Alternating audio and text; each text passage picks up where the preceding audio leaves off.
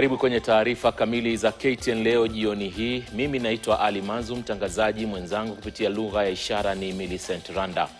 Rais mstaafu Uhuru Kenyatta amemkosoa vikali Rais William Ruto akimtuhumu kwa kujitia hamnazo kuhusu matamshi ya uchochezi yaliyotolewa mbele yake na katibu mkuu wa chama cha UDA Hassan Omar wakati wa ziara yake eneo la Mombasa.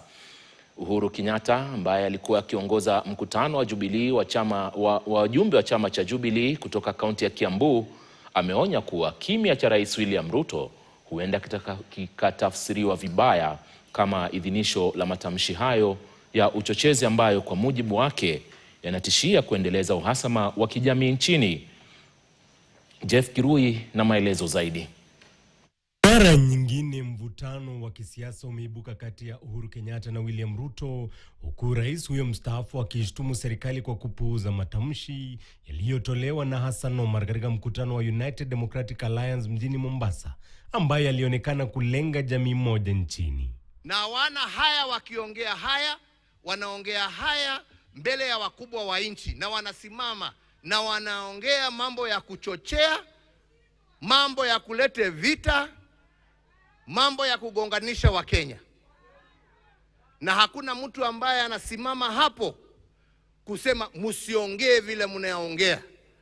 Wanaruhusiwa tu waongee yale ambao wanasema. Uhuru Kenyatta alikosoa kimya cha Rais Ruto kuhusu matamshi hayo yaliyotolewa na Hassan Omar, akihoji kuwa huenda hali hiyo ikatafsiriwa kama kuunga mkono semi hizo. Kiongozi huyo wa zamani ambaye alikuwa akiongoza mkutano wa chama cha Jubilee Party wa wajumbe kutoka kaunti ya Kiambu alionya dhidi ya siasa za migawanyiko. Tuliyaona mwaka wa 2007. Tusifikiria kwamba hiyo mambo ilianza hapo. Ilianza kwa maneno kama haya ambao watu wanaongea.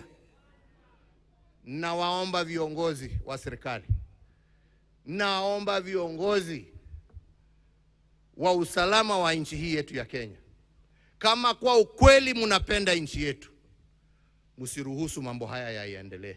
Katika hafla hiyo, Uhuru Kenyatta aliitaka serikali ya William Ruto kuangazia changamoto zinazowakumba Wakenya badala ya siasa za migawanyiko, akimtaka rais kushughulikia gharama ya juu ya maisha, hasa kufuatia kupanda kwa bei ya mafuta. Hiyo ndio shida, ongelesha shida. Hapana ongea mambo ya kabila na ya nini. Na kama unataka tusaidiane kutatua hiyo shida, semeni, tutatue hiyo. Kila usiku mchana ni kulaumu watu. Na watu wakishindwa kazi wanaendea namna hiyo, blaming other people, excuses kila siku. Lisemekana tulianza empty coffers, sijui nini inafanyika, sijui nini kila mwaka. Na wakati kampeni za uchaguzi mkuu ujao zikianza kushika kasi, Uhuru Kenyatta alitoa tahadhari kwa Wakenya kuhusu viongozi watakaowachagua katika uchaguzi mkuu wa mwezi Agosti mwaka ujao. Hiyo mambo sijui dynasty hustler imewaletea nini? Imewaletea nini? Imewaletea nini? Sasa mkuje muambiwe siasa nyingine ya ukabila itawaletea nini isipokuwa shida?